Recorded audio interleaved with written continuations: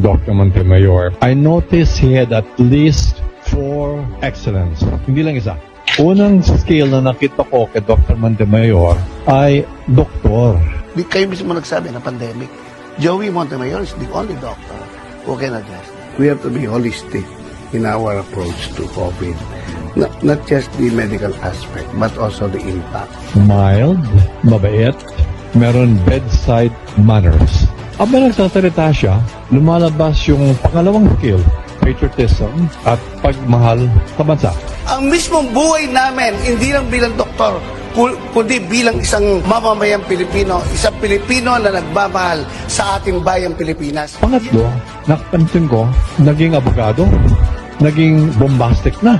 Medyo matigas na yung salita niya, no? Medyo matapang na, no? Parang nasa korte, nagdedebate. Bilang isang abogado, nasasaktan ako pag ini-impeach ang mga violation sa ating mga kababayan.